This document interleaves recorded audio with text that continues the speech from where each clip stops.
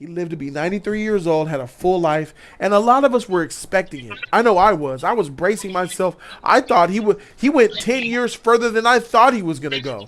So it's like, wow, it's amazing. So that's why I am not really stunned or shocked or hurt. It was just, for him, celebrating his life more than mourning his death.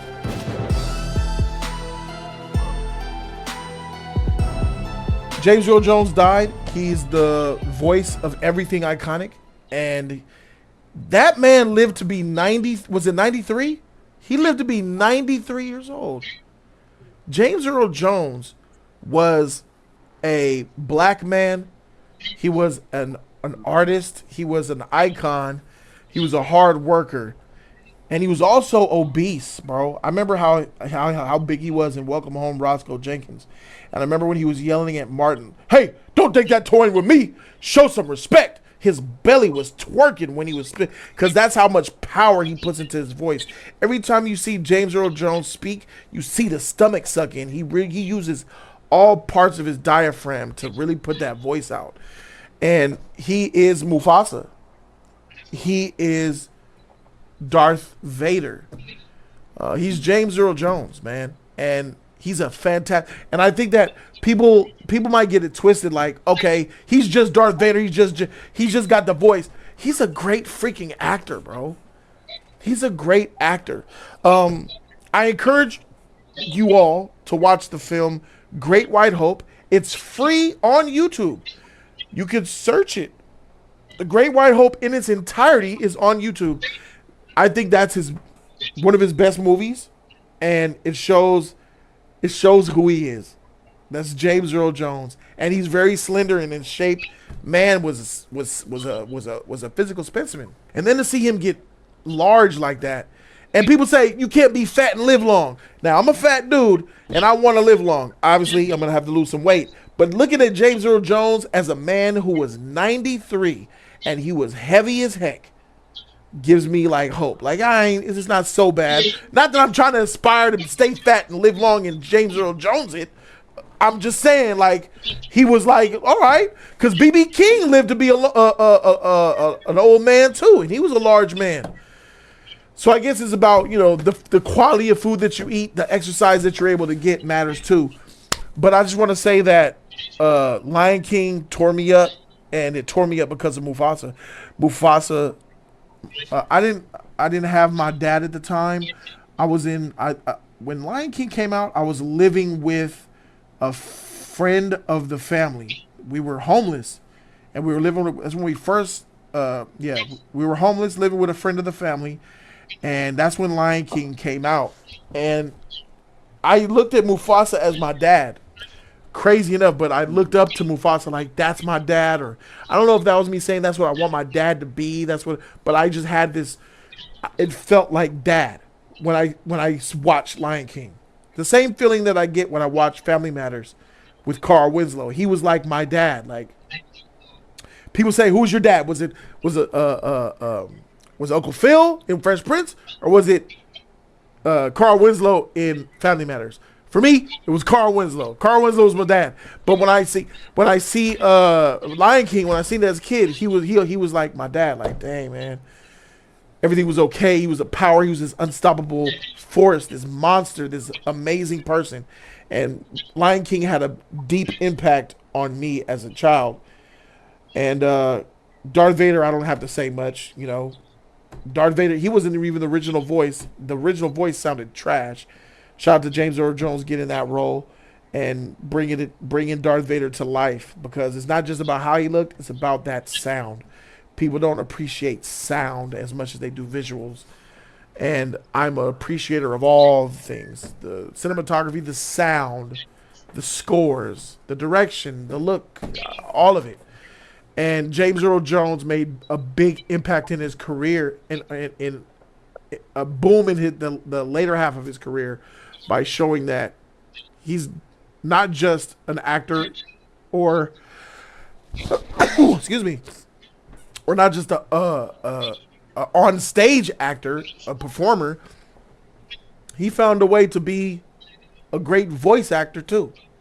So I don't feel devastated at all. I know I don't want to sound like a bad person, but I don't feel terrible. I don't feel bad. I don't feel like when Bernie Mac died. I don't feel nowhere near like when Kobe died, when Chadwick Boseman died. When a man goes to have a career like that and gives up and then dies at 93, you just welcome it, you applaud it, and you go on. And that's what I'm going to do with James Earl Jones. He lived to be 93 years old, had a full life, and a lot of us were expecting it. I know I was. I was bracing myself. I thought he went 10 years further than I thought he was going to go. So it's like, wow, it's amazing. So that's why I am not really stunned or shocked or hurt. It was just, for him, celebrating his life more than mourning his death. That's where I'm getting from it. What's y'all take on James Earl Jones, bro? For me, it was one of those deaths, bro, to where it was like, you know it's coming, but you just, I guess you're just never prepared for it to happen. But at the same time, you already know it's gonna happen. Right. He was a legend, man. I mean, like you said, Lion King for me was one of my favorite movies as a little kid. To Yeah. this day, still one of my favorite movies. Mufasa is one of those characters that, even though he's a fictional character, he always inspired to be kind of like Mufasa. So I mean, he has a lot of memorable roles that I've heard about and I've never really seen. So I mean, hearing older people speak of like great movies that he had, I mean, makes me want to go and see why he became that legend and how he got to. Go watch Great White Hope. That's my assignment for you, young buck. I'm being an old head right now. Trico, what's your thoughts on James Earl Jones, real quick? Couple words. Bro, that man is a legend. I can name a million movies that he is dead, like Fences on Stage. You know, The Great White Hope that you just mentioned. Judge Dredd, he was a narrator for that. Was The Meter Man. You remember The Meter Man? Yeah. Robert Thompson. The Sandlot. That was my childhood. The Sandlot. Field Lion of King, Dreams. the I think Star he was Wars in that. movies. He was even the voice of Kibosh in the Casper movies. Yeah. Like I can go on and on. Like Yeah, Field of Dreams. Yeah. Now that he's yeah. gone, do you feel bad? No, No. because Right. he put his stamp. He already put a stamp in everything that he did. So, like, even though some of us might be crying on the inside, but still, like, we still are celebrating, not in a way that they put his name not only through film but also in TV and in theater. So, You're right. I don't think about Coming to America too. He was in there. He looked pretty bad in that movie. When I saw him in that, I said, okay, he's coming to an end. So He actually was a stutterer, which is ironic. Right. He's like one of the iconic voices in Hollywood. And he had type 2 diabetes in the 90s. yes, can you believe like the type 2 diabetes for 50 years blows my mind. But more than that was that he had a stutter problem. Right. Oh wow! And he went on to become one of the most iconic voice. Hey man, we only got a few left, bro. After Morgan Freeman dies, I think our iconic voices are gone. New ones will arrive. We'll They're gonna see. get Morgan Freeman's voice from AI or something. Right, bro. but, We like- cannot lose that voice. James Earl Jones is why Star Wars is the most celebrated franchise in movie history. His voice. That's tough for me, John Babb. I like James Earl. I don't know if I want to go that far. No, I'm saying that because Darth Vader is a pivotal character in that franchise. Yeah. And when he stepped on the screen, the movie was about him. Even though he only had, I think, like 7 minutes of screen time. Right. But Darth Vader is the face of the Star Wars franchise, which is rare for a villain to be the face of a franchise. and now you got like 4 living actors left in the original Star Wars. You still got Harrison Ford, Mark Hamilton, Billy D. Williams, the guy that voiced CP30. Yeah, you only have 4 original Star Wars actors left. Everybody else just died. Carrie Fisher gone. Yeah. Yeah. Nah. Let's go to EJ. EJ, thoughts on the legend that is James Earl The Jones? Legend of well, it's kind of different for me because the first and only Disney movie I really got to watch with my dad was Lion King, and my dad had like a similar voice to him when I was a kid, but my dad passed away, so it was kind of hard. But watching Sorry to hear that, brother. Lion King, It's all good, you know. I take it day by day, but watching Lion King and seeing the impact that it had for me, because my dad used to call me his Simba, Uh, and now knowing that Darth Vader is gone, Mufasa is gone, it's like, dang. It kind of hit weird for me when I found out. well, I'll tell you this: they definitely got his voice stored in every way that it possibly can be. You will, unless they do a thing on his estate where they can't use his name or his likeness or his voice, like Robin Williams did. You're gonna be hearing Darth Vader like he never went anywhere. You're gonna be hearing James Earl Jones' voice Yeah, like he never he went sold anywhere. his rights. He sold the rights of his voice to a Ukrainian company called Respeecher for Obi-Wan Kenobi, Oh, that trash series. So, wow. Mm. so that's not him actually doing it. That's an AI through Respeecher. Whoa. I actually do Darth Vader, so this affects me too. So You do Darth Vader? Let's know. hear it. You don't know the power of the dark side.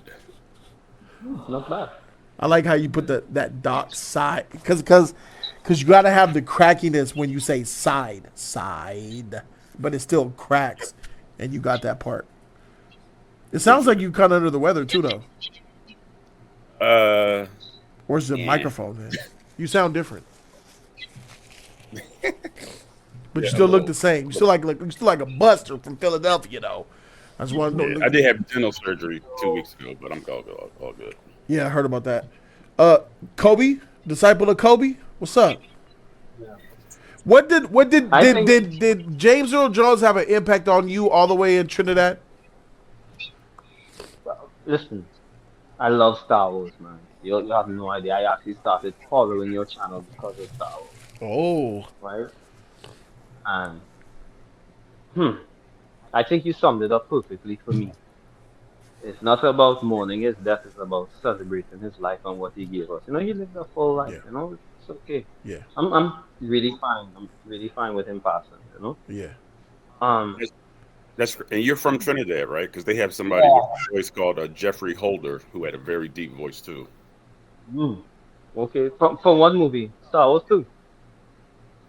No, he did like 7-Up commercials. He was a black dude. He played Baron Samedi in what was that? It was a James Bond movie. He has a very deep voice as well. From Trinidad. Oh, okay.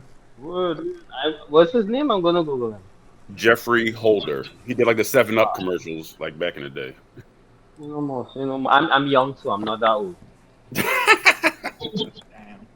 And I really don't want to bring this back up, but it's been on my chest for a while now, right? Here he is. I really don't want to bring this up. But Jody, you said that like Mufasa was like almost like your daddy, right? Yes, I did. As a kid. Now, could you picture him getting his ass ate? Like, you understand what I mean? It's funny that me out, Hey, all right, look. it's funny that you say that man's man, but you're worried about another dude getting his butt ate. So, it's not about me. It's about the children. Nah, James Earl Jones. I know he ain't getting down like that. And I wanted to ask all of you, right? Like, I assume all of you like Star Wars to some degree, right? So, what would you all say was the most impactful one-liner that he did have? I am your father. I am your father. Yep. Yeah, Damn. that's without a shadow of a doubt. That's the most impactful line of all of Star Wars. I think you can put it up there with all of pop culture. Okay. Yeah. Well, and would that be synonymous with your favorite? It's not my favorite, but you know. Actually, I actually agree with that. That might be the most impactful for you. Absolutely. But so, what would your favorite be then? Shoot. My favorite. You said one line? Yeah, like a one line that Vader said, or phrase. Don't let them kill me. That's the Emperor. I'll do a whole bunch. Oh, you want Darth Vader? Oh, my bad. Frank. How about this one? No. Oh my Oh He's trolling This now. shit She was was funny alive. though. I felt it. No. Oh, No. wait, which no? Was that the one for Luke, saving Luke, or the one for Padme? He's doing a one No, from from the Padme. Revenge of the Return. Okay, Was it okay, okay. Revenge of the Sith? Return of the Jedi. Revenge of the Sith. No, Revenge of the Yeah. Oh, right. When he in the prequel when he found out that Padme died. Oh, so man, that bad. shit was horrible, bro. That shit was That was horrible. so bad. What was he thinking when he did that? That sounds so corny. Oh my No, god. I don't here's think how he knew the no, context of no, the wait. scene. He probably just like, went in. I'm So I would gonna say ask you. if you're talking about realness, like I would say sister. That was menacing. Oh, yeah, that Obi-Wan was wise to keep her from me. Well, if you won't join the dark side, perhaps she will. I said, oh, fuck. Look at to the sister. So that line was probably outside of. That was cool. Yeah, that one. Yeah. I don't know. That one. Yeah. Rest in peace to that man. James Earl Jones, though, bro.